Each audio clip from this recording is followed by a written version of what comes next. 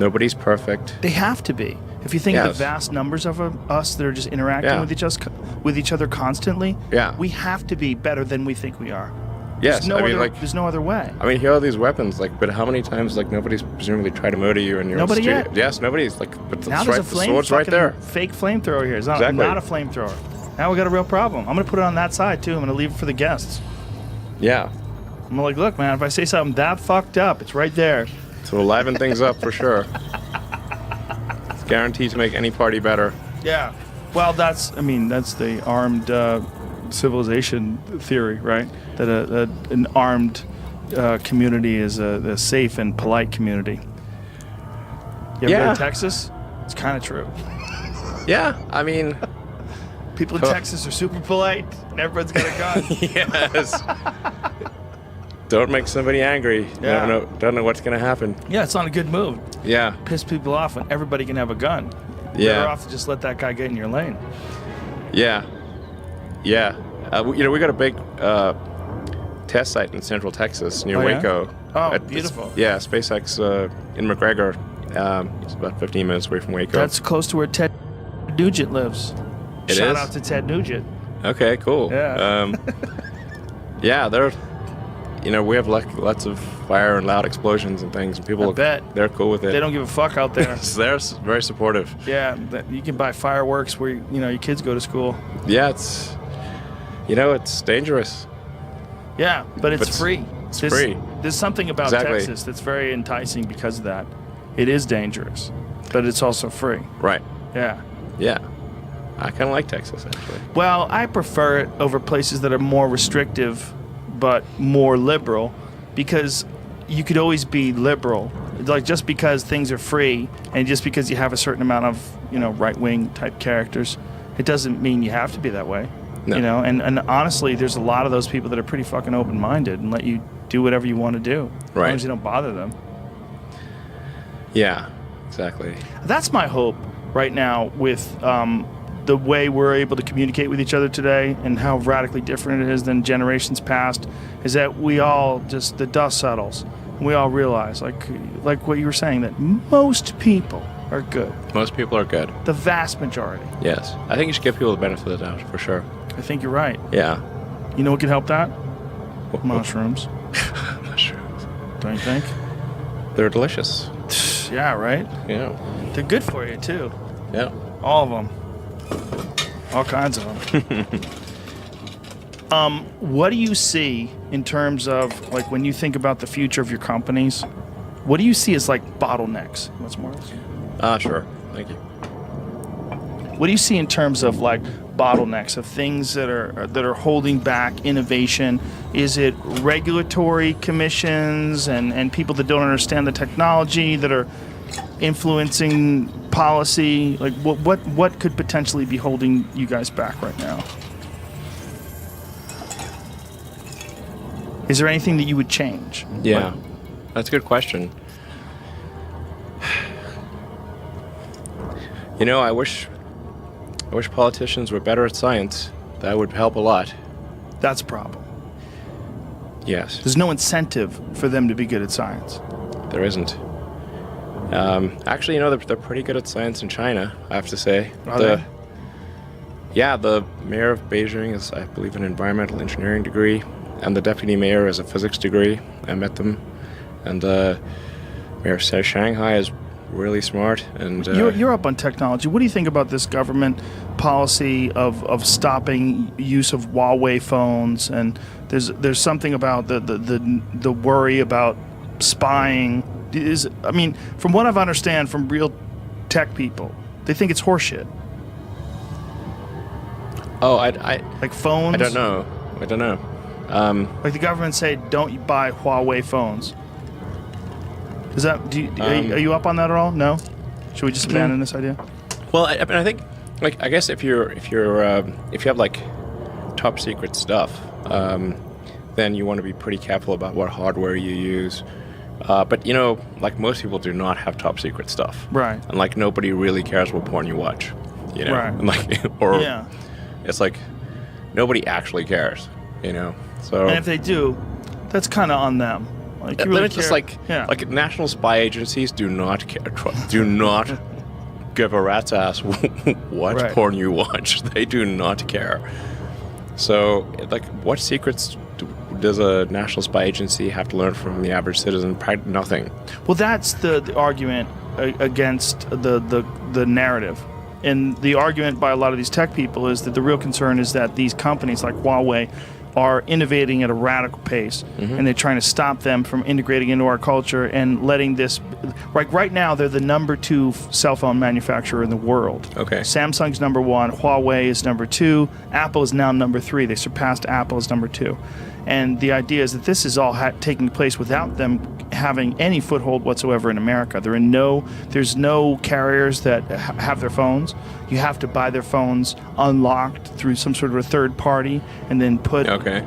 So, and the worry is, that these are somehow or another controlled by the Chinese government. The communist Chinese government is going to distribute these phones, and I don't know if it's the worry is economic influence, that they'll have too much power. I don't know what it is. Are you paying attention on any of this? Not really. No? I don't think we should worry too much about Huawei phones. Maybe, our national security agencies shouldn't have Huawei phones. Maybe that's a question mark. But I think for the average citizen, it doesn't matter. Doesn't no, they're not. I'm pretty sure the Chinese government does not care about the goings on of the average American citizen. Is there a time where you think that there will be no security, where it'll be impossible to hold back information, that whatever bottleneck we'll let go, we're gonna give in, that whatever bottleneck between privacy and ultimate innovation will have to be bridged in order for us to achieve the next level of technological proficiency, that we're just going to abandon it, and there'll be no security, no privacy? Do people want privacy? Because they seem to put everything on the internet. Well, right now they're confused. But when you're talking about your Neuralink and this idea that one day we are going to be able to share information, and we're going to be some sort of a thing that's symbiotically connected. Yeah, I think we really need to worry about security in that situation. And for sure, that's like a security will be paramount. Sure. Yeah. But also, what we will be we'll be so much different. Our concerns about money, about status, about all these things will seemingly go by the wayside if we really become enlightened. If we really become artificially enlightened by some sort of an AI interface where we have this symbiotic relationship with some new internet type connection to information. What happens then? What is important and what is not important? Is privacy important when we're all gods? I mean, I think the things that we think are important to keep private right now, right, we probably will not think are important. Shame, right? Information, right? What are you hiding? Emotions? Yeah. What are we hiding? I mean, I think I don't know, maybe it's embarrassing stuff. Right, embarrassing stuff. But there's actually, I think there's not that much that's kept private that is actually relevant. Right. That other people would actually care about. I mean, you think other people care about it, but they don't really care about it, and certainly governments don't. Well, some people care about it, but then it gets weird when it gets exposed. Like Jennifer Lawrence, when those naked pictures of her got exposed. I think in some ways people liked her more. They realize she's just a person, just a girl who likes sex and is just alive and has a boyfriend and sends them messages, and now you get to look into it, and you probably shouldn't have, but somebody let it go and they put it online, and all right. She seems to be doing okay. She's a person. She's just you and me, and it's the same thing. She's just in some weird place where she's on a 35-foot tall screen with music playing every time she talks. Yeah, I mean, I'm sure she's not happy about it, but she's clearly doing fine. But once this interface is fully realized, where we really do become something far more powerful in terms of our cognitive ability, our ability to understand irrational thoughts and mitigate them, and that we're all connected in some sort of an insane way. What are our thoughts on wealth? Our thoughts on social status? Like, how many of those just evaporate, and our need for privacy? Maybe our need for privacy will be the ultimate bottleneck that we'll have to surpass. I think the things that we think are important now will probably not be important in the future, but there will be things that are important. What will be more different important? Things. I don't know, there might be some war of ideas, potentially. I don't think Darwin's going away. Right. Darwin's going to be there. Darwin will be there forever. Forever. Yeah. It would just be a different arena. Different arena. A digital arena. Different arena. Darwin's not going away. What keeps you up at night? Well, it's quite hard to run companies. Yeah. Especially car companies, I would say. It's quite challenging. The car business is the hardest one of all the things you do? Yes. Because it's a consumer-oriented business as opposed to like SpaceX and... Not that SpaceX is no walk in the park, but a car company, it's very difficult to keep a car company alive. It's very difficult. You know, there's only 2 car companies in the history of American car companies that haven't gone bankrupt, and that's Ford and Tesla. That's it. Yeah, Ford rode out that crazy storm, huh? They're the only ones. By the skin of their teeth. Shout out to the Mustang. Yeah. Yeah, by the skin of their teeth. That is interesting, right? Same with Tesla. We barely survived. How close did you get to folding? Very close. 2008 is not a good time to be a car company, especially a startup car company, and especially an electric car company. That was like stupidity squared. And this is when you had those cool roadsters with the T-top, Yeah. with the target top? Yeah. We had like used a highly modified Elise chassis. The body was all completely different. By the way, that was a super dumb strategy that we actually did. Why was it dumb? It was based on 2 false premises. One false premise was that we'd be able to cheaply convert the Lotus Elise and use that as a car platform, and that we would be able to use technology from this little company called AC Propulsion for the electric drivetrain and the battery. Problem is, the AC Propulsion technology did not work in production, and we ended up using none of it in the long term. None of it. We had to redesign everything. And then once you add a battery pack and an electric motor to the car, it got heavier, got 30% heavier. Invalidated the entire structure, all the crash structure, everything had to be redone. Nothing, I think it had less than 7% of the parts were common with any other device, including cars or anything. Less than 7%? Yes. Everything, including tires and wheels, bolts, brakes. Yeah, even steering wheel, seats. The steering wheel was, I think the steering wheel was almost the same. Yes, the windscreen. The windscreen. Different. No, I think the windscreen was the same. Same. Yes, I think we were able to keep the Less windscreen. than 7%. So that's basically Every body panel was different. The entire structure was different. We couldn't use the HVAC system, the air conditioner. Mm-hmm. It was a belt-driven air conditioner. So now we needed something that was electrically driven. We needed a new AC compressor. And all that takes away from the battery life as well, right? Yeah, we needed a small, highly efficient air conditioning system that fit in a tiny car and was electrically powered, not belt-driven. It was very difficult. How much did those weigh? Those cars? The Roadster? I think it was about 2,700 pounds. That's still very light. Depending on which version, 2,650 to 2,750 pounds, something like that. And what was the weight distribution? It was about 50. Well, there were different versions of the car. So it was about 55 on the rear.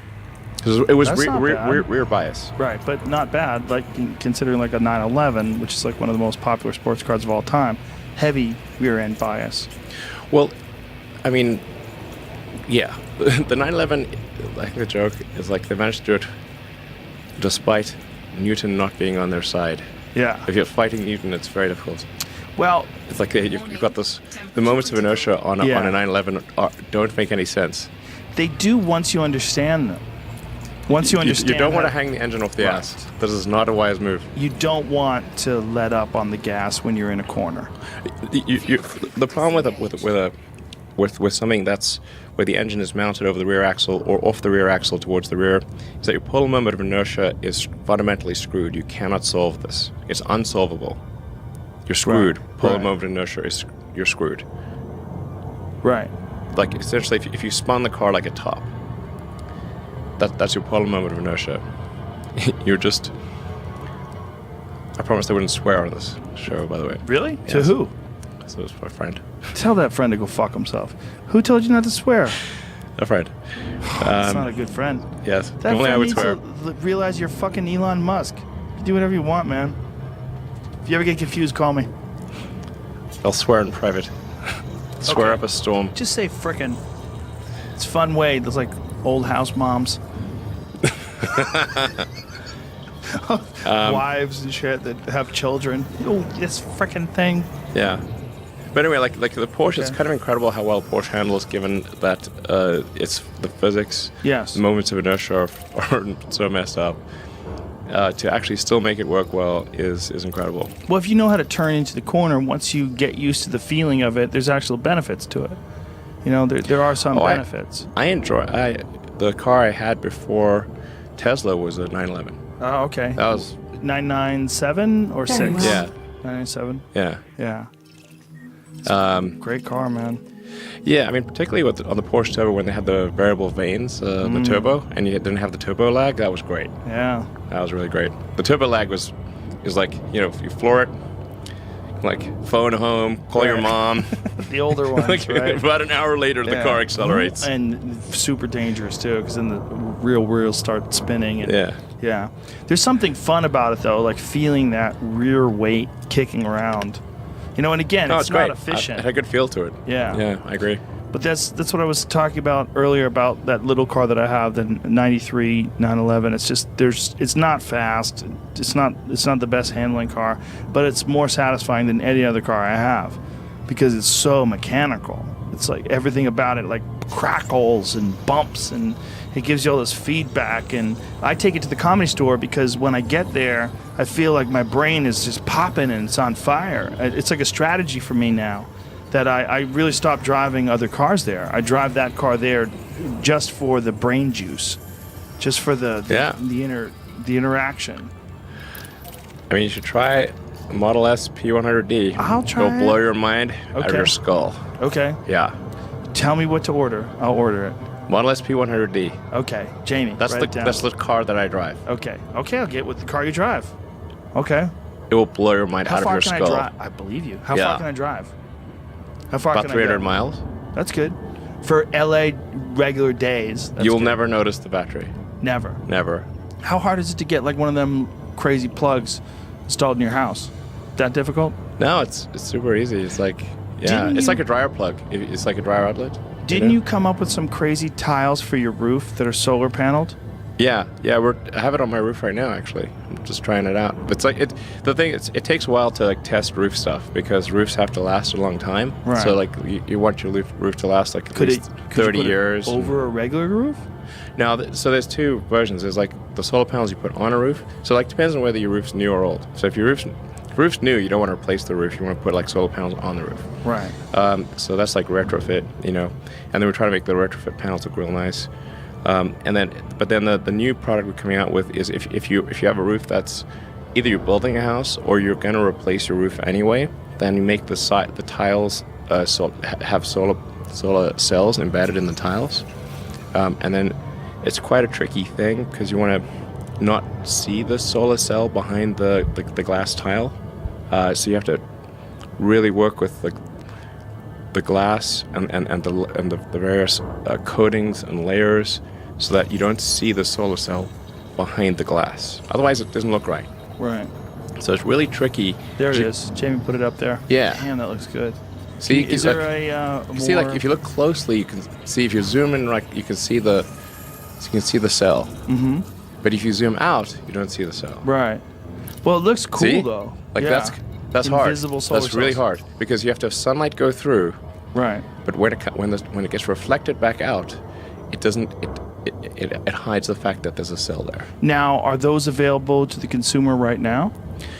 Well, we have, I think about Those on that roof right there? Yes. That's amazing. Oh, that looks good. Yeah. Ooh, I like that. That one's hard. Oh, so you get that kind of fake Spanish-looking thing. I like That's that. French slate. That's white people in Connecticut smoking pipes. Look at that one. Yeah. That's badass, dude. So Those now, will actually work. I believe you. So the solar panels that are on that house that we just looked at, is that sufficient to power the entire home? It depends on your energy, on how Expenditure? efficient. Yeah. So, generally, yes. I would say it's probably for most. It's going to vary, but anywhere from more than you need to maybe half. Like call it half to 1.5 of the energy that you need, depending on how much roof you have relative to living space. And how ridiculous you are with the TV. TV is no problem. Air Blenders? conditioning. Air conditioning is the problem. If you have an efficient air conditioner, and you don't, and depending on how, like, are you air conditioning rooms when they don't need to be air conditioned, which is very common because it's a pain in the neck. You know, it's like programming a VCR. It's like, you know, it's just a blinking 12. So people just like, the hell with that. I'm just gonna make it this temperature all day long. Right. They don't have a smart home where if you're in the room, then it stays cool. Right. Yeah, it should predict when you're going to be home, and then cool the rooms that you're likely to use with a little bit of intelligence. We're not talking about like genius home here. We're just talking like elementary, basic stuff. Right. You know, like if you could hook that into the car, like it knows you're coming home. Like there's no point in cooling the home, keeping the home really cool when you're not there. Right. But it can tell that you're coming home. It's going to cool it to the right temperature right Do you when have you an get app there. that works with your solar panels or anything like that? Yeah, we do.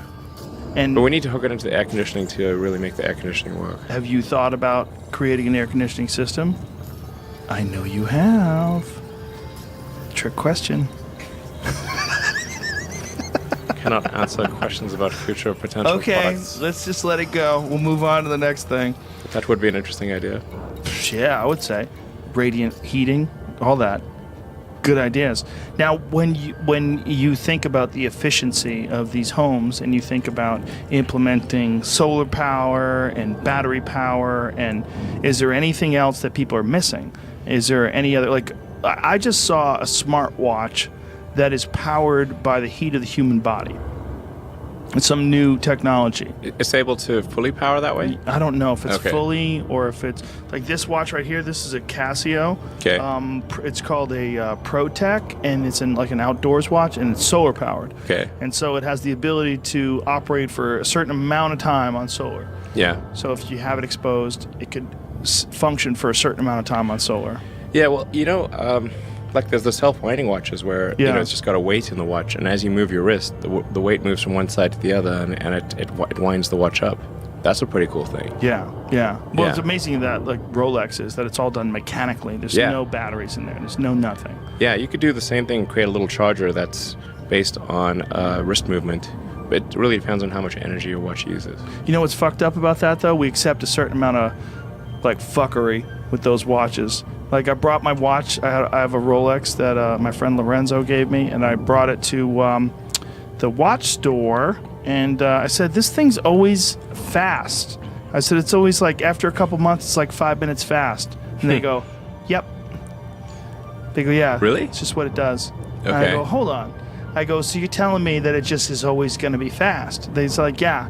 It's just like every few months you gotta like reset it. Seems like they should recalibrate that thing. They can't. They tried. They say every few months, whether it's 4 months or 5 months or 6 months, it's gonna be a couple minutes fast. Okay, it seems like they should really recalibrate that, because You if it's should always figure that fast, shit you out, could just right. delete those minutes. You need to fucking kick down the door at Rolex and go, "You bitches are lazy." It's kind of amazing that you can keep time mechanically on a wristwatch with these tiny little gears. It's amazing. Yeah. I mean, the whole luxury watch market is fascinating. I'm not that involved in terms, like, I don't buy them. I bought them as gifts, so I don't buy them for myself. But when I look at them online, I mean, there's $1 million watches out there now that are like, they have like little rotating moons and stars, and they live like, look at this thing. How much is that one, Jamie? These are fucking preposterous. I like gears. I love them. I think they're beautiful. But there's some of these people that are just taking it right in the ass. They're buying these watches for like $750,000. I'm like, yo, that's a Timex, son. Nobody knows. It's not any better than some Casio that you could just buy online. Like, look at that, though. Well, here's the thing. If you're a person that doesn't just want to know the time, you want craftsmanship, you want some artisan's touch, you want innovation in terms of like a person figuring out how gears and cogs all line up perfectly to every time it turns over, it's basically a second. I mean, that's just, there's art to that. I agree. Yeah, it's not just telling time. I like this watch a lot, but if it got hit by a rock, I wouldn't be sad. Yeah. It's just a watch. It's a mass-produced thing that runs on some quartz battery. But those things, there's art to that. Yeah, no, I agree. It's beautiful. Yeah. Yeah, love it. Yeah. There's something amazing about it. It's because it represents the human creativity. It's not just electronic innovation. There's a person's work in that. Yes. But you don't have a watch on. No. Ever? I used to have a watch. What happened? My phone tells the time. So Good point. What if you lose your phone? Wait, hold on. True. Let me guess. You are a no-case guy. That's correct. Ooh. Living on the edge. Living on the edge without a case. Neil deGrasse Tyson was in here last week. I marveled at his ability to get through life without a case. That's right. You know, he takes his phone and he flips it in between his fingers like a soldier would do with his rifle. Really? He just rolls that shit in between his fingers. Yeah. Okay. Marvelous. Wow. He says that's the reason why they do it. He said, when you look at someone who has a rifle, why would they do that? Why would they flip it around like that? Right. So that when it goes to drop, they have it in their hand. They catch it quickly. So that's what he does with his phone. He's just flipping his phone around all the time. I got that in Mexico. I was hoping it holds joints. Does it do anything? It seems to open. It's just As a hole. just a hole. You could store things in there. But like, try to put a joint in there, close it. You could put like one blunt. One. But it seems pretentious, you know? That's the idea behind it. I bought it when I was in Mexico because I figured it would be a good size to hold joints. Or not. So is that a joint? Or is it a cigar? No. Okay. It's marijuana it's inside weed. of tobacco. Oh, okay. So it's like posh tobacco posh. You never had that? Yeah, I think I tried one once. Come on, man. You want some of that? You probably can't because of stockholders, right? I mean, it's legal, right? It's totally legal. Okay. How does that work? Do people get upset at you if you do certain things? There's tobacco and marijuana in there. That's all it is. The combination of tobacco and marijuana is wonderful. First turned onto it by Charlie Murphy and then reignited by Dave Chappelle. There you go. Plus whiskey. Haha, exactly. Perfect. Balances it out. Sure. I mean, How firm are legal on alcohol's a drug. It's been grandfathered in. Well, it's not just a drug. It's a drug that gets a bad rap. Because if you just have a little, it's great. Fine. Yeah, a little sip here and there, and your inhibitions are relaxed, and it shows your true self, and hopefully you're more joyous and friendly and happy, and everything's good.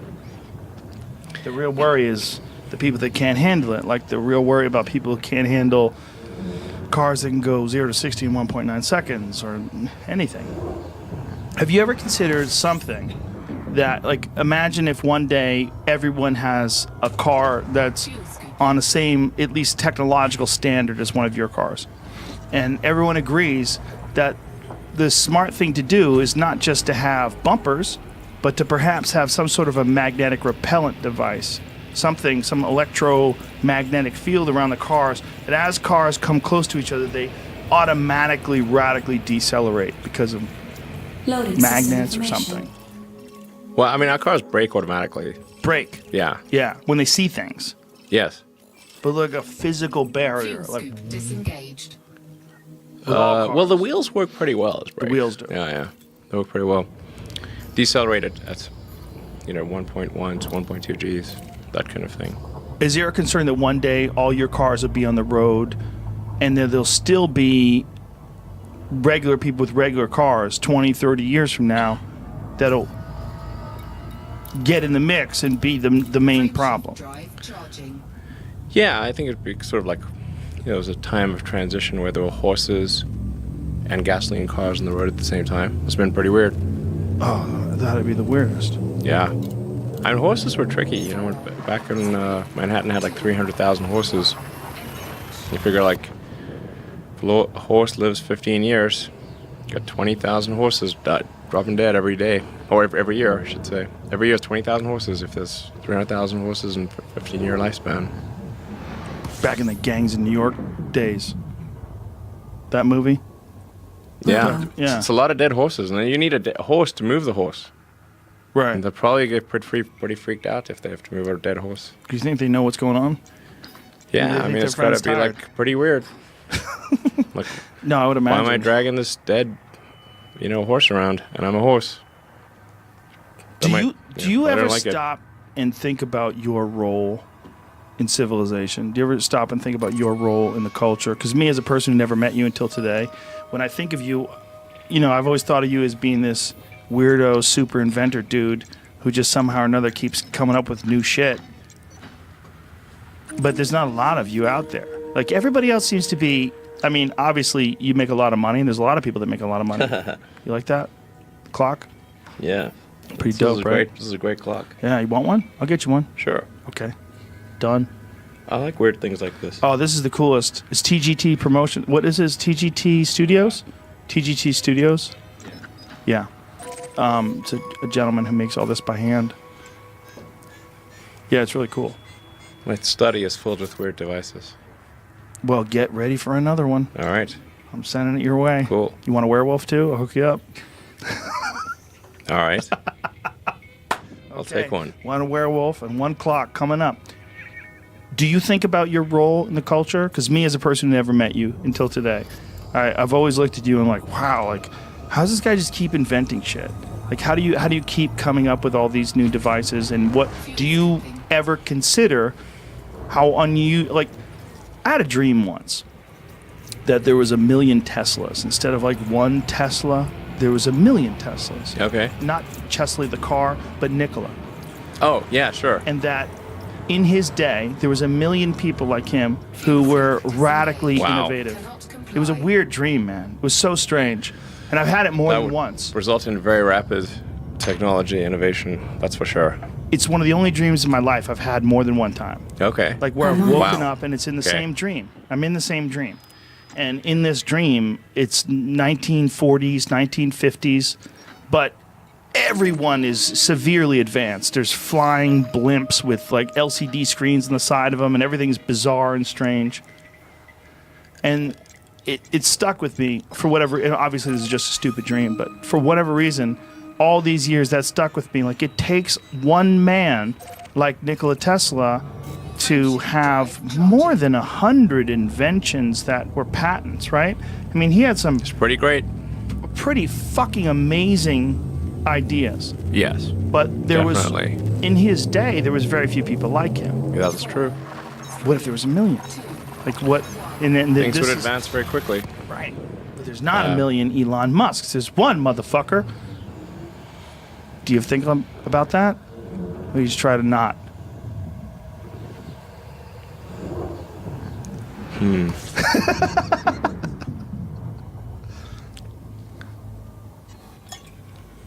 I don't think you'd necessarily want to be me. I don't think Well, you would. what's the worst part I about don't think you? people would like it that much. Well, most people wouldn't, but they can't be you. So that's like some superhero type shit. You know, you wouldn't want to be Spider-Man. I'd rather just sleep tight in Gotham City. I hope he's out there doing his job. It's very hard to turn it off. Yeah. What's the hardest part? It might sound great if it's Means turned sleep. on, but what if it doesn't turn off? Now, I showed you the isolation tank, and you've never experienced that before. No. I think that could help you turn it off a little bit just for the Okay. night. Yeah, just give you a little bit of sleep, a little bit of perspective. There's magnesium that you get from the water as well that makes you sleep easier because the water has Epsom salts in it. But maybe some sort of strategy for sacrificing your or not sacrificing, but enhancing your biological recovery time by figuring out a way, whether it's through meditation or some other ways, to shut off that thing at night. Like, you must have like a constant stream of ideas that's running through your head all the time. You getting text messages from chicks? No. I'm getting text messages from the manager? friends saying, "What the hell are you doing smoking weed?" Is that bad for you? It's legal. It's government mean, approved. It's not, I'm not a regular smoker of weed. How often do you smoke it?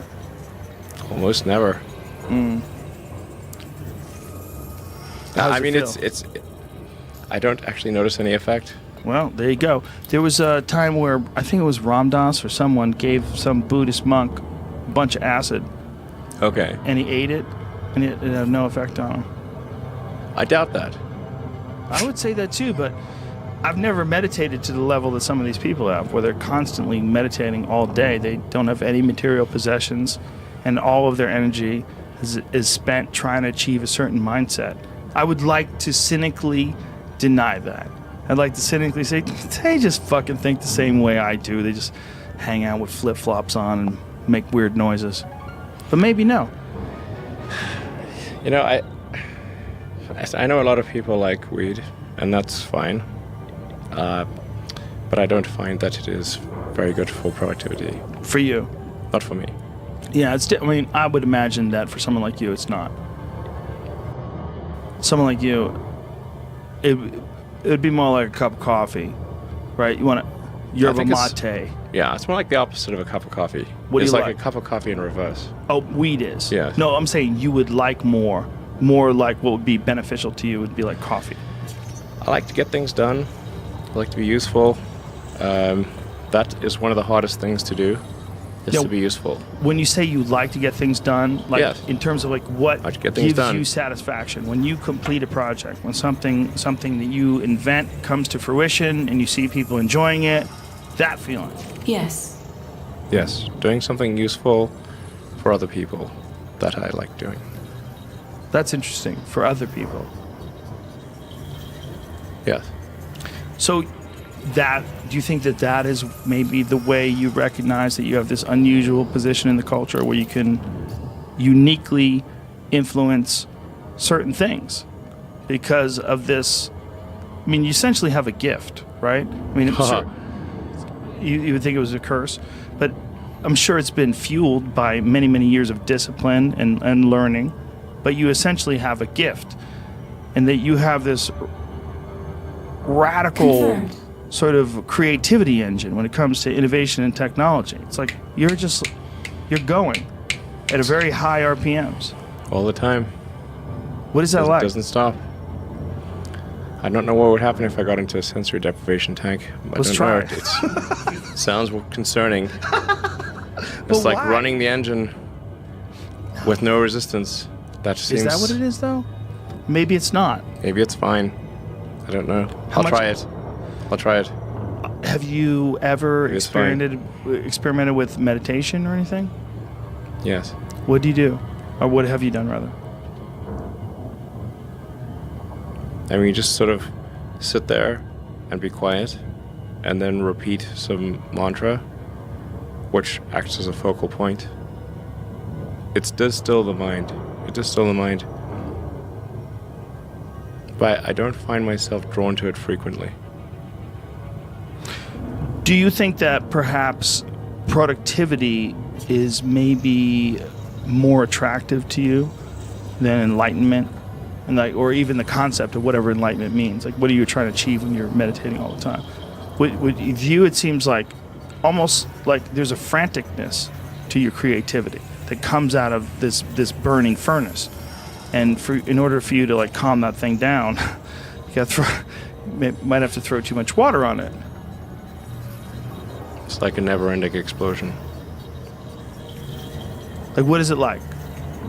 Like, try to explain it to a dumb person like me. What's going on in the head? Never-ending explosion. It's just constant ideas, just bouncing around. Yes. Whew. Damn. Yeah. So when everybody leaves, it's just Elon sitting at home, brushing his teeth. It's just a bunch of ideas bouncing around your head. Yeah. Whew. All the time. When did you realize that that's not the case with most people?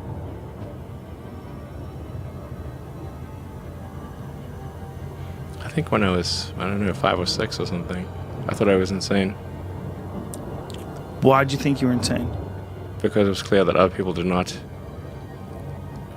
Their mind wasn't exploding with ideas all the So time. They weren't expressing it. They weren't talking about it all the time. And you realized by the time you were 5 or 6, like, oh, they're probably not even getting this thing that I'm getting. No. It was just strange. It was like, I'm strange. That was my conclusion. I'm strange. But did you feel diminished by it in any way? Like knowing that this is a weird thing that you really probably couldn't commiserate with other people? They wouldn't understand you? I hope they wouldn't find out because they might like put me away or something. You thought that? For a second, yes. When you were little? Yeah, I knew they put people away. What if they put me away? Like when you were little, you thought this? Yes. Wow. Like you thought this is so radically different than the people that are around me. If they find out I got this stream coming in. Yeah. Wow. But I was only like 5 or 6, so Do you think this is like, I mean, there's outliers biologically. You mean there's people that are 7'9", there's people that have giant hands, there's people that have eyes that are 20/15 vision. There's always outliers. Do you feel like you like caught this? Like you have got you're like on some weird innovation, creativity sort of wave that's very unusual. Like you tapped into. I mean, just think of the various things you've been able to accomplish in a very short amount of time, and you're constantly doing this. That's you're a weird person, right? I agree. Yeah. Like, what if there's a million Elon Musks? Well, that would be very, very weird. Woo. Yeah, it'd be pretty weird. I agree. Real weird. Definitely. Yeah. What if there are a million Joe Rogans? Oh, there probably is. There's probably 2 million. I mean, I think that's the case with a lot of folks. Yeah, I mean, but like, my goal is like try to do useful things, try to maximize the probability the future is good, make the future exciting, something you look forward to, with with Tesla, we're like trying to make things that people love. It's like not. Think how many things can you buy that you really love, that really give you joy? So rare, so rare. I wish there were more things. That's what we're trying to do. Just make things that somebody loves. When you think about so making things that difficult. someone loves, like, do you specifically think about like what things would improve people's experience? Like what would change the way people interface with life that would make them more relaxed or more happy? You really think, like when you're thinking about things like that, is that like one of your considerations? Like what could I do that would help people that maybe they wouldn't be able to figure out? Yeah, like what are the set of things that can be done to make the future better? So I think that a future where we are a spacefaring civilization and out there among the stars, this is very exciting. This makes me look forward to the future. This makes me want that future. There need to be things that make you look forward to waking up in the morning. You wake up in the morning, you look forward to the day, forward to the future. In a future where we are a spacefaring civilization and out there among the stars, I think that's very exciting. That is a thing we want. Whereas if you knew we would not be a spacefaring civilization but forever confined to Earth, this would not be a good future. That would be very sad, I think. It would be We sad don't want in the sad terms future. of the finite lifespan of Yeah. the Earth itself and the solar system itself. That even though it's possibly, I mean, how long do they feel like this sun and the solar system is going to exist? How many hundreds of millions of years? Well, it's probably, if you're saying when does the sun boil the oceans? Right. About 500 million years. So, is it sad that we never leave because in 500 million years that happens? Is that what you're saying? No, I just think if there are two futures, and one future is we're out there among the stars, and the things we read about and see in science fiction movies, the good ones, are true. We have these starships, and we're going to see what other planets are like, and we're a multi-planet species, and the scope and scale of consciousness is expanded across many civilizations and many planets and many star systems. This is a great future. This is a wonderful thing to me, and that's what we should strive for. But that's biological travel. That's cells traveling physically to another location. Yes? Do you think that's definitely where we're going? No? Yeah, I don't think so either. I used to think so, and now I'm thinking more likely less than ever. Like, almost every day, less likely. We can definitely go to the moon and Mars. Yeah. And Do you we think can that we'll go to the colonize? asteroid belt, and we can go to the moons of Jupiter, Saturn. We can even get to Pluto. That'd be the craziest place ever if we colonized Mars and re-terraformed it and turned it into like a big Jamaica. Just I think we oceans should. And I think that'd that'd be I mean, imagine. Great. if There That'd is. be great. It's potent. There's. What It's amazing. possible, right? We Yes. could turn the whole thing into Cancun. Well, I mean, over time. it wouldn't be easy, but yes. Right. It's. You could just warm it up. Yeah, you can warm it warm it up. You could add air. You can get some water there. I mean, over time, hundreds of millions of years or whatever it takes. We could be a multi-planet species. Yeah, that would be amazing. We're a multi-planet species. That's what we want to be. Legitimately, like air conditioned Great. Saturn. I'm pro-human. Me too. Yeah, me too. I love humanity. I think it's great. We're glad, as a robot, that you love humans, because we love you too, and we don't want you to kill us and eat us. And I mean, strangely, I think a lot of people don't like humanity and see it as a blight, but I do not. well, I think I think part of that is just they've been struggling. When people struggle, they associate their struggle with other people. They never internalize their problems. They look to other people as holding them back, and people suck and fuck people, and it's just, it's a never-ending cycle. But not always. Again, most people are really good. Most people, vast majority. This may sound corny, It does sound corny, but love is the answer. it is the answer. Yep. Yeah, it is. It sounds corny because we're all scared. We're all scared of trying to love people, being rejected, or someone taking advantage of you because you're trying to be loving. Sure. But if we all could just relax and love each other. Wouldn't hurt to have more love in the world. It definitely wouldn't hurt. Yeah. It'd be great. Yeah, we should do that. Yeah, I agree, man. Like, really. How are you going to fix that? You have a love machine you're working on? No, but probably spend more time with your friends and less time on social media. Now, deleting social media from your applications, from your phones, does that give you a 10% boost to happiness? What do you think the percentage is? I think probably something like that. Yeah, that's about right. Good 10%. Yeah. I mean, the only thing I've kept is Twitter because I kind of need some means of getting a message out. Right. Well, that's about it. So far, so good. Well, what's interesting with you actually occasionally engage with people on Twitter. Yeah. it's What percentage of that is a good idea? good question. Probably 10%, right?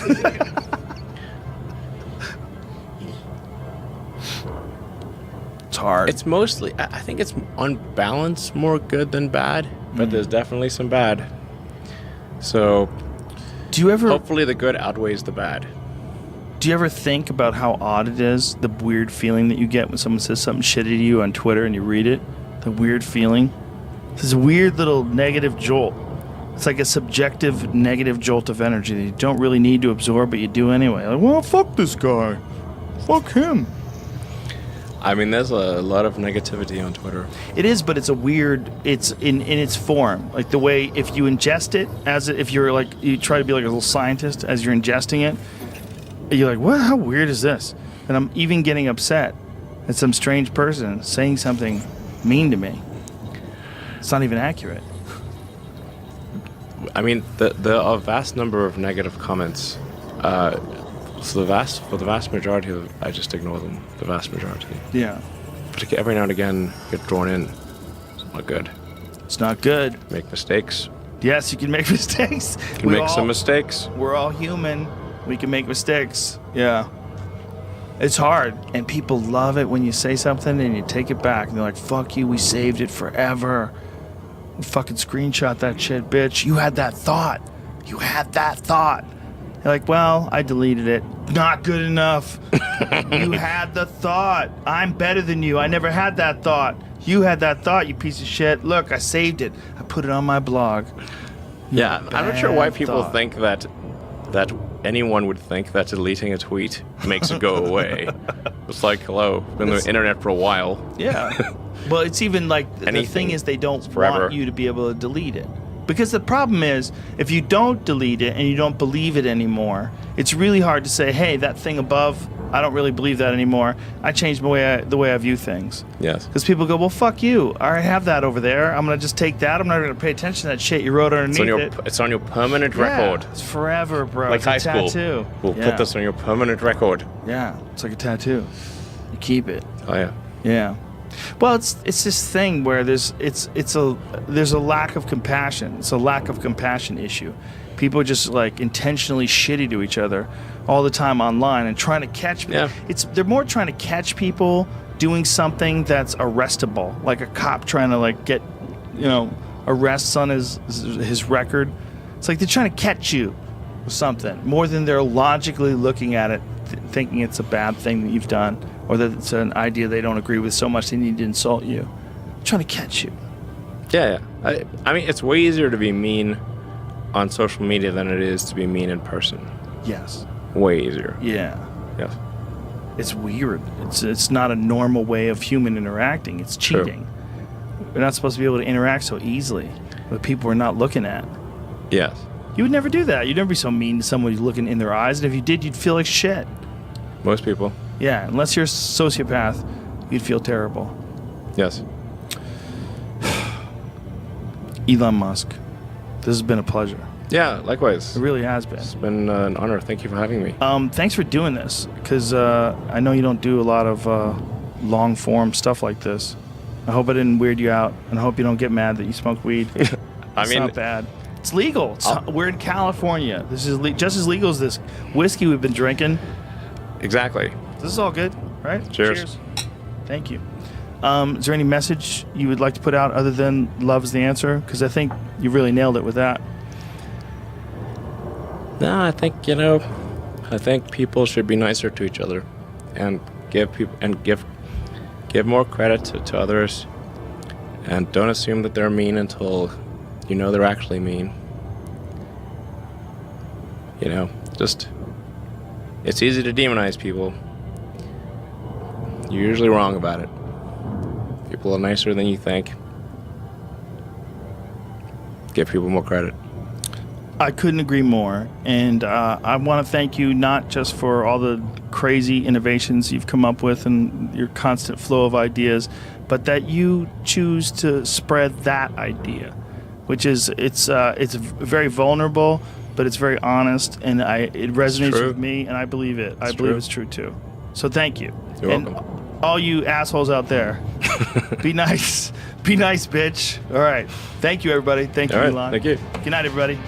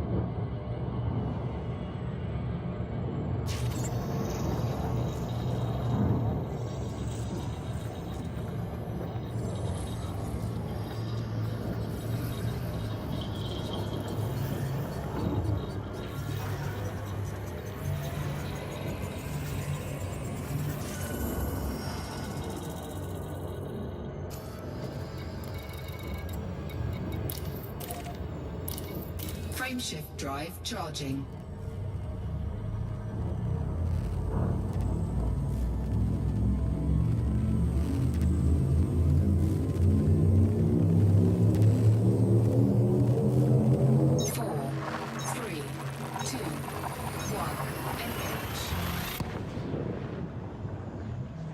Deploying hardpoints.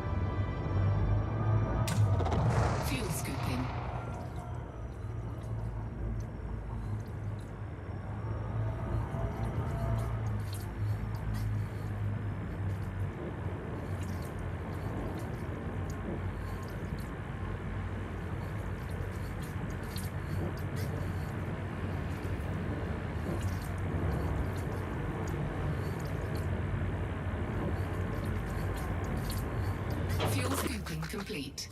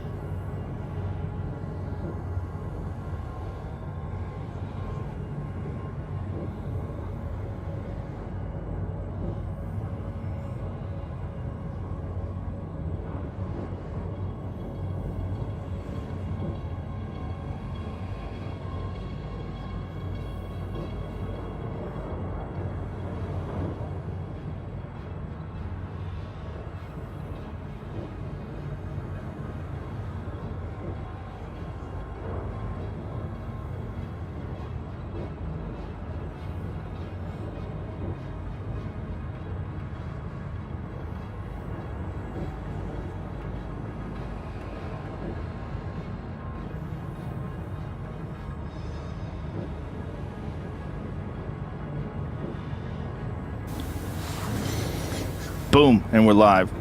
There's a lot of rich people in the world, but there's not a lot of rich people living like you. So first of all, before we even get started, I salute you, sir. Because if I was a 16-year-old kid and I won the lottery, I'd be living exactly the way you live. Like if you asked a 16-year-old kid, hey man, if you had fucking $100 million, what would you do? Oh, dude, I just have bitches around me all the time. I'd be jet skiing. I'd be driving around in Ferraris and private jets. You're living like a life that doesn't even seem real. Does it seem real to you?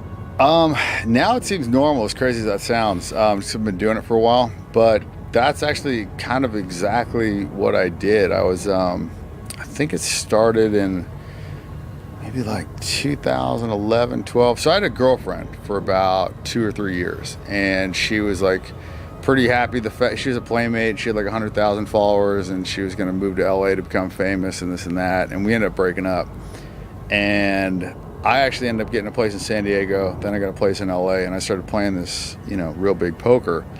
And I mean, I beat one guy for like 54 million, and then, I beat another guy for like 10. And, so there's like, some pretty big. Jesus Christ. Yeah. Like, you know what I'm saying? So it's like, there's some pretty big, wins there. And I was single, and I was just like, you know what? Fuck it. I'm just kind of like do bucket list shit. Like whatever I wanted to do when I was a kid, I'm just going to fucking do it, and I just did. And I posted about it, and it was like, part of the posting was because I knew it would be able to get me some pussy without like actually speaking to girls, which was good.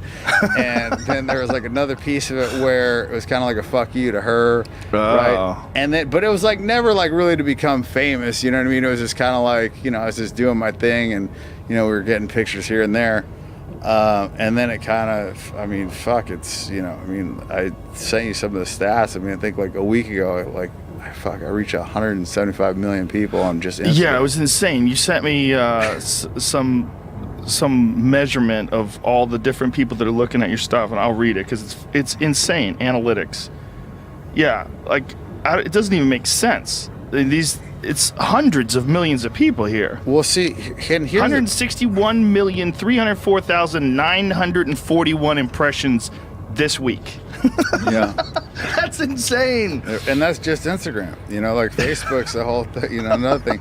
And it's really underrepresented because, first of all, everybody else is buying all their followers and likes and all their shit. Right. So theirs is like really inflated. And also, but no, I like. And that's what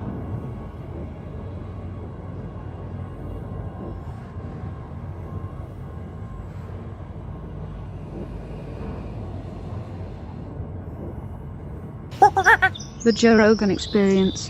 And that's really what I'm doing.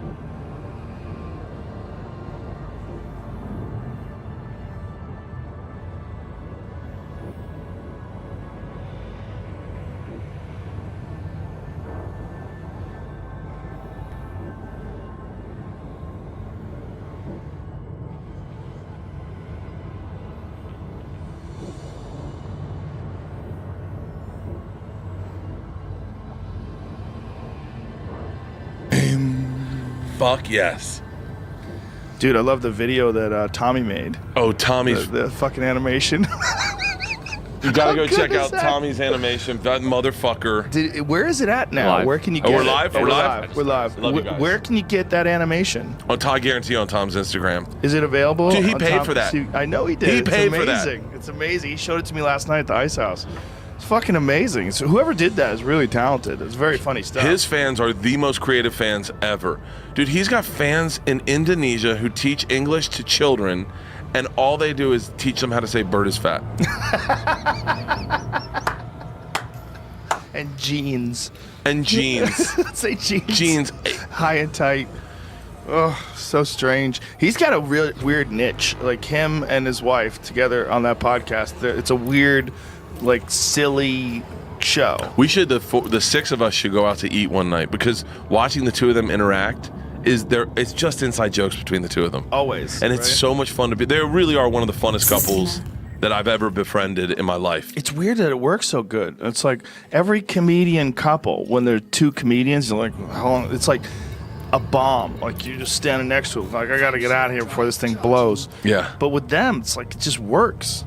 It's so funny too, because he's known me probably 15 years.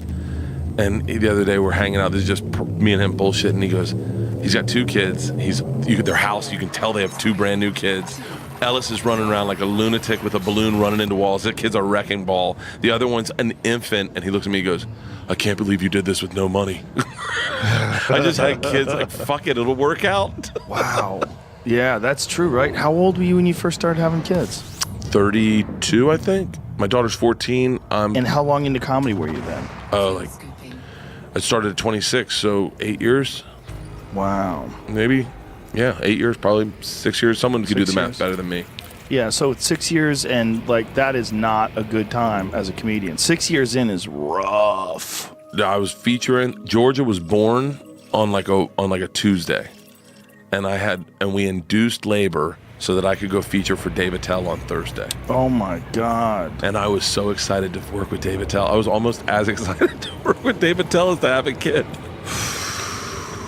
Where were you working? Miami. I worked that Oh, stretch. That was a terrible place to work. Not with, yeah, no shit. Dude, I was just in Miami. I was in Miami a few months ago, and I did that cell phone bag thing because I did it before I filmed my Netflix special. Yeah. I did it for a while where they'd have to.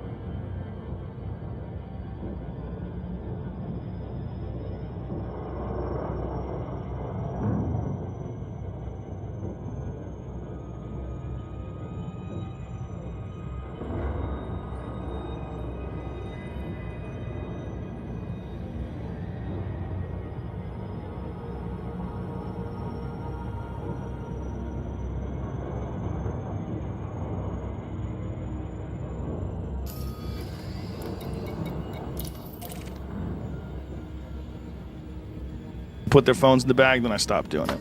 It's complicated. It's annoying. It takes, especially when you're doing 2 shows, it's a giant space in between show, but never have I seen a crowd, like, because to use your phone, you got to get out of the arena and then come back. Everybody was just constantly going out. They were constantly getting up. I mean, it was like I was doing stand-up, not in front of people sitting down, but in front of people in a constant state of moving, sitting down, and getting up. That's fucking insane. They were just constantly moving. Like no place I've ever been. They have 0 attention span. I've always said if you want to starve to death, open up a bookstore in Miami.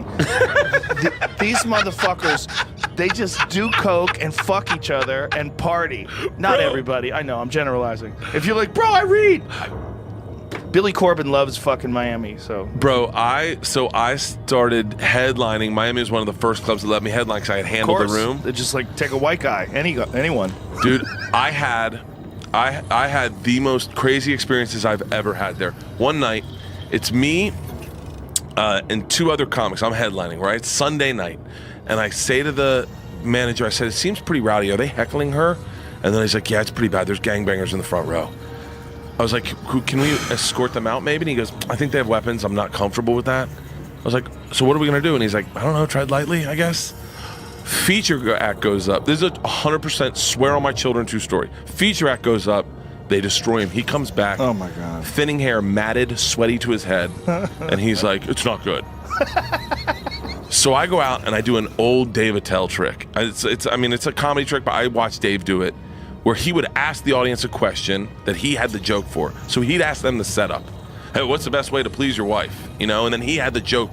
What's the best way to give oral sex to your chick? And the guy's like, and then the guy would tell his joke, and then obviously you have the better jokes, you wrote it. Right. You're like, oh, no, what you do is you put your lips around her entirely and go, oh! And so I do that with these gangbangers for like 35 minutes. And it's killing. The whole crowd's like, finally, we're all having fun.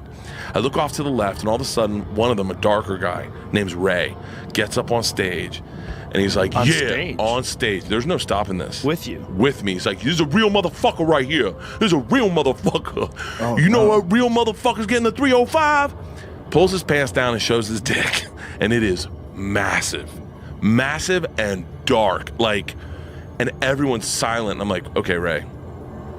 Thank you very much. He's like, show your shit, son. I'm like, not now. Show your shit, son. Show your shit, son. I was like, not gonna happen now. Not gonna happen now. I go, you know, you might want to leave. I'm sure they're calling the cops. And he's like, good looking out. And he leaves, right? So I'm like, I have nothing to say. I'm like, how do I follow that? All of a sudden, lighter skinned dude, face tattooed, dreadlocks, stands up real slow. And I'm like, oh my God, please say with another dick. Gets on stage and just goes, this is a real motherfucker. You know a real motherfucker's getting the 305. Pulls his pants down, and he has an equally, almost like lighter, 2-tone dick, like a purple ring around the, like, and the place is going bananas. They're like, oh my God. I go, listen, brother. I go, they're definitely called the cops now. You definitely want to go catch up with Ray and get a ride home. Thank you so much for the, you know. And he's like, good looking out. He gets off stage, right? I swear on my children's lives. I believe you, man. I worked there. They're with a hairless albino. Girl or guy? Guy. And I go, so funny, man. The only dick I ever wanted to see was yours. And the audience is quiet. He slowly stands up, and everyone's like, no, please let it happen. Gets on stage, drops his pants, and it is huge. No hair. It looks like a lighthouse. Just, I just drop the mic. I go, that's my show. And I just walk off stage. Nice. It was that club was fucking insane. Insane. You know what happened? They started giving out free tickets. Yeah. And it just went off the charts. Like, no one was paying, and it was all just like young kids. And I remember I had a joke once where I said something about, I think, Oscar De La Hoya. It was like a joke about boxing, about, like, you know, taking a left hook from Oscar De La Hoya. And someone yells out, fuck him, fucking Fernando Vargas. And then someone goes, fuck him, Julio Cesar Chavez. And they just start fucking debating about what. I'm like, guys, this is a joke. It has nothing to do with boxing even. What the fuck? But it turned into this, like, gigantic argument over, like, which Latino boxer is better. Oh. Craziness. I've never been to a club that was more out of control. And I saw it get out of control. Because when I first started working there, it was fine. Yeah. It was fine. And then somewhere along the line, it just went to chaos. They started doing just rowdier and rowdier acts. They're getting more and more young kids. And then sometimes you would go there and the whole audience would be like 18. Oh, yeah. And not everyone spoke English. That was another real problem in that club. Dude, you never saw anybody kill. Like you see Diaz do Spanglish in front of those fucking people. Oh my! Because he came up in that club. Well, he was always there. Yeah, I think him and Ricky Cruz, all those guys had all worked that club and just were. I bet Joey murdered. I worked with Joey there a ton of times, but you know, Joey and I, we knew how to work together. Like it worked. And I'm, you know, from doing the Comedy Store so much, I'm just used to chaos. You know, you get used to chaos. I like chaos. Yeah, it's fun. It's fun sometimes, you know, as long as you're not filming a special. But if it's just a show, it's just a show and it's chaos, it's fun. But that was my first taping in Philly. Oh my God, Philly's a wild ass place too. In a different way. I called Tommy. He goes, "That's why we tape 2, brother. Have good luck on the next one." Yeah. I tape 4 now. I do 4 now. Dude, that is genius. It's a way to do it. I really should do 6. Chappelle did 9. Just the way to go. It seems like it's not, but the thing is, like, you want to make it the most like a regular show. But the ironic thing is, most of what I use from the first show, because I'm so loose, because I know I have 4 shows. It's like, it's different. It's when you're filming one show. Like I always remember seeing Bill Hicks' Relentless, which is the one he did in the UK. Mm-hmm. It's a big theater in the UK, and it's with like a duster a giant and a cowboy hat. Yeah, giant production. He comes out to like a Jimi Hendrix song, and there's fire behind him and all this shit, and you could feel the tension. Like he's got tension because he's got one shot at this. And he did a great job, but it was stiff. It's just stiff. And like, I was dating this girl at the time. She's very smart. And I watched it with her, and she's like, he's interesting, but this is not funny. And the way she said that, I was like, wow. Like, I was a giant Bill Hicks fan. I was like hurt. I was like, I wanted to argue with her, but I was like, I can't argue with her. Yeah. Because she's kind of right. I didn't laugh when I was such a fan that like watching him was like important to me. Like I wanted to watch it. Like, because I felt like he was a very important figure in comedy. Even though Ari Shaffir shits on him relentlessly, but when I was watching him, he's an animal. But when I was watching him, I was thinking, she's right. Like it's not really making me laugh at all. Yeah. But I know the material's well thought out and it's very good. But it's just that I recognized it. It's like that one show thing. You're filming one show. You got one shot at it. See, I think because I come from a baseball sports background, I like having pressure on me. I love that feeling of you got one shot. So in Philly we did 2, and the first one, it rained, the generator went out, and we had to hold the audience in the rain for an hour and a half. Oh, Jesus. They lost their buzz, right? They're soaking wet. They finally come into the show.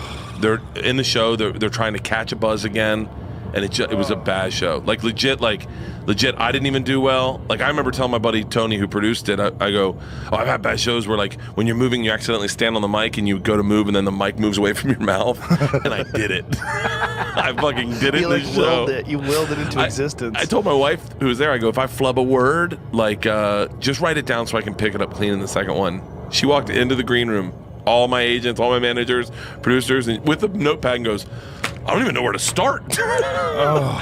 So I go, I got one more shot. I got one shot. And in my head, I have that high school Bert Kreischer, like, you said you like pressure, let's go, motherfucker. You got one show. Like, I'm getting chills talking about it, going, let's go. You're not fucking up one word. You're having the show of your fucking life. My buddy Tony Hernandez, who produced it, comes over and he goes, let's get a coffee. And back in high school, it'd have been like, bump a Coke, but he's like, let's get a coffee. We're grown-ups. Had a coffee, went on, and Joe, I swear to God, the best show of my life. The best show of my life, to the point where I was like, I fucked around a little bit on stage, and I just kept it in the special. I was like, and I think if I did 9, they'd be sloppy. If I do 2 and I go, fuck, I got one shot, I gotta get this tonight. I see what you're saying. I feel like you really go, this is important to me. I mean, I'd love to do 4. I think you can do as many as you want, honestly. You know, it's just a matter of like, that pressure of that second show. If the first show, I think that's. I mean, I was talking about this with Chuck Palahniuk yesterday. Did I say his name right? Did I? For sure? Palahniuk is Palahniuk? Palahniuk. Like, terrible moments on stage, I think are like the best thing ever for your act. Like eating shit. Eating shit's the best thing ever for your act, because then you recover from that. You're like, ooh, I don't want to feel that again, ever. That's a bad feeling too. It's the worst. And you bounce back. You figure out how to tighten everything up. You figure out how to, just even a bad moment, a joke that doesn't work. You know, like but jokes that don't work. I've got some new stuff, man, that is just not that good.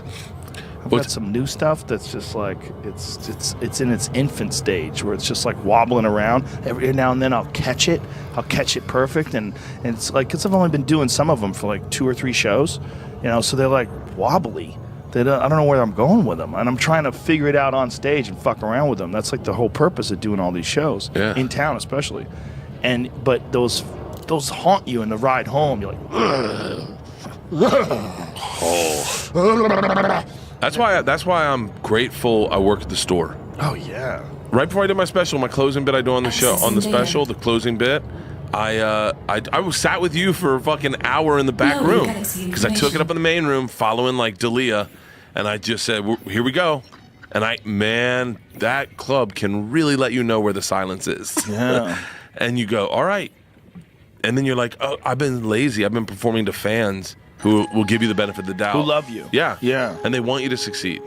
But when you do a Netflix special, you need it to be strangers need to like it. Mm-hmm. That's the old Louis quote that I used to hang my hat on. They were like, why don't you work at UCB? And he goes, anyone can make them laugh. He was like, I'm famous. Like, if I go in, like, that's like making your friends laugh. This is why I do the road, is the art form is to make strangers laugh. Yeah. And I was like, yeah, it is to make strangers laugh.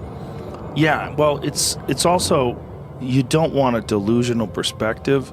And one thing that does happen to some like Stanhope lives by it. Like, he's like, why would I go and do someone else's audience? He goes, it took me 25 years to make my own audience. I'm like, okay, I get it. Yeah. But I really feel like to develop material, to really do it right, you got to do it in front of just regular people that aren't necessarily there to see you. And the beautiful thing about the store is, if there's 15 people on the lineup or 20 people on the lineup, whatever it is, how many are there to see you? 10%? 30%? Yeah. 20%? Like, you know, maybe they're there to see you and Dalia, and also, you know, Tom, and also Christina. Like, they're just comedy fans. They're not Bert Kreischer fans. Yeah. Yeah. And that's giant. That's giant. Because those guys that like develop like that, I've seen a few people that develop an audience, and that's all their audience, and they just get real complacent, real lazy. That's those. I mean, I say lightly, because there's some internet comics, meaning like YouTube comic people that do comedy now, and some are good, and some are developing. I don't know. I was saying that to be polite. But but that one guy got booed off stage in Montreal because he's been performing to fans. Oh, well, here's the other thing about that guy. That guy goes up on a show where there's all these other comedians on, and then at the end of his set says that comedy shouldn't be about preaching. It should be about making people laugh, right? It shouldn't be about ethics or morals, sexuality or race. Or sexuality or race. It should be about making people laugh. People pay to forget about that stuff. Bitch, you are on stage not making people laugh. That is what you're doing. Yeah. You silly fuck. It is one of the silliest things I've ever seen in my life. It's like, and he's essentially a beginning comic. Open mic. He's maybe been doing stand-up 3 years tops. So he does like videos, and the videos are very popular. And they're right? funny. Yeah. If you're from the South, they're really funny. Just unless someone's doing your shit, unless they're stealing from somebody else, just do your fucking act. Unless something happened before you that's so egregious and ridiculous that you feel like you have to address it when you go on stage because it's just sitting in the room. Yeah. And to just try to do, ever notice, you know, when you pick up your phone, if you just try to do that and everybody's like, what the fuck? You're not going to address what just happened? Sometimes you have to address what just happened. Yeah. Like sometimes someone will go on before you and just eat so much shit that you have to say something. You have to say something. Yeah. You have to. Yeah. But what that guy did was ridiculous. To tell someone what comedy is and what isn't. I had read an article about that this, I'm assuming she's a gay woman, wrote about like trashing Hannah Gadsby and going, hey, we're gay and we're doing stand-up comedy. We're not just preaching. We're doing stand-up comedy, talking about our trauma, and it's working. You just don't see us. So don't write us off and say comedy's dead because you don't see us. I don't think Hannah Gadsby's saying comedy's dead. I think journalists are saying comedy's dead, and I think we're all buying into it because these people who are writing these articles, they're not even in comedy. They're just comedy fans or fans of her. And what I think she did, and I've only seen part of it. I saw the whole thing. I'll tell you right now, she has one joke I like a lot. But it's whatever she did is fine. Here's the thing. It's her artwork. This is what she's doing. It's fine. Like it's if people enjoy it, that's great.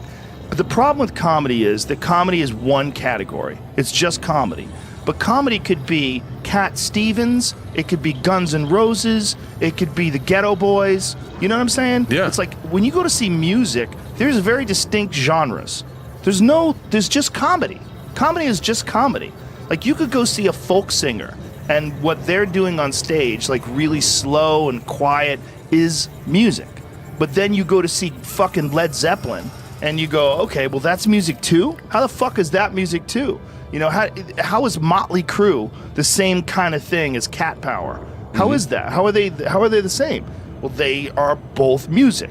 Just like we do comedy, and she's doing a version of comedy. Yeah. Some of it is really funny, and some of it is her just talking about stuff in like a very serious way. That's fine. Yeah. We're not against each other. This is what's crazy. Everybody's like, you know, this is deconstructing comedy, and comedy's dead now. Like, what are you talking about? That's crazy. Well, no, she's doing what she's doing. If you enjoy it, and that's what you want to see more of, go see that. Yeah, that's what great. she does. That's great. She has a great joke about unicorns that I giggle about once a week. I'll tell her jokes. It's not on Netflix. You can see it. Go ahead. And when I was growing up, I knew more facts about unicorns than I did lesbians. She goes, there are no facts about unicorns. I was just like, that's a good fucking joke. That is a good joke. Yeah, I mean, that's her experience, right? She's a lesbian. It's hard out there for a pimp. It is. I get it. It's fucking like we are. I think people create unnecessary and artificial adversaries. I really do, and I think this is one of the ones that's going on right now in comedy. And I see it all the time with this Nanette thing. It's like stop with the art. I mean, I fall into it too. I buy into it too, and I read some of these articles. Like, comedy's not dead. What the fuck are you talking about? It doesn't make any sense. You read the article and you start thinking she said it. Like the way Exactly. You're like, oh, she's telling us I can't do comedy anymore? Right. She didn't say it. She just did something, and someone interpreted it that way. And if she says she can't do comedy anymore, that's fine too. Yeah. You know what I mean? She could just do, like, now she's famous, right? She could just do one-woman specials, or one-person specials, or one-entity specials. How are we framing it I now? wouldn't even say it, Joe. Can I say the gender? I would be like, she does a thing. Gender's off subject. You can't. It's off limits. Oh. Gender. Can you imagine that? Remember when you were a kid? If somebody came up to you, one day you're going to have to ask someone whether they're a boy or a girl, and it's going to be very delicate, and you're going to have to ask them what their preferred pronouns are. You'd be like, what? Yeah. Like, yeah, it's coming. It's real soon, like in 10, 15 years. And then everyone's going to be, there's going to be a lot of ambiguity. That's a weird word. Ambiguity. How often do you say that word? I'll say ambiguous, but how often do you say ambiguity?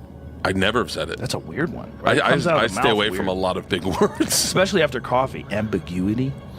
Yeah, but nobody would have ever anticipated that there would be debate about gender. Oh, my daughters were outside of like one of the progressive bathrooms where it's not men, it's just a bathroom. And my daughters saw her first dick that way. Just pushed open a door because it's no man or woman, and then she's like, and I was like, what's the matter? She goes, I just saw a man's penis. I was like, why didn't the guy lock the door? Sometimes you don't. I've done it. You walk in and you're not thinking, and you just don't lock the door. But so was it an any sex bathroom or was it any gender bathroom? I don't know. I don't fucking know. You know what? I was in a restaurant once, and I was waiting for the bathroom. It was a long fucking wait, man. And finally the door opens and a chick comes out, the men's room.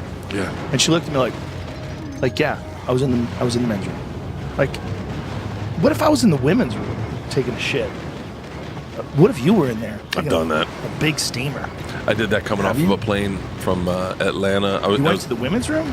Ireland to Atlanta, boozing on the flight. This is a while ago. Headsets in, hoodie on, about to take a shit. I'm like, it's Oh, no. creeping out my pants. And I walk into the bathroom, start shitting, headset no. still in, listening to music, start sweating a little bit because it's hot in there.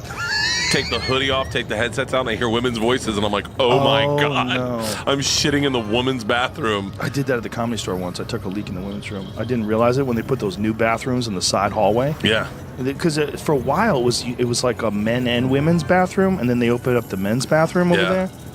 And I walked in, and there was girls in there. I'm like, yay, oh, it's crazy. We're all in here together. Bye. Isn't it funny that you could be next to people? Here's what's odd about it, right? There's something implied because genitals are involved, right? Like you could be standing next to those same people in an elevator, it would be fine. Like, hi, how you guys doing? Everything's fine. But if you stand next to these same people in a bathroom, you're like, oh no. Oh no, private parts, naughty parts, poopy pee-pee. Yeah. You know, like there's something dirty about even if everyone is just washing their hands close to each other in the sink. It's like everyone's creeped out. I can't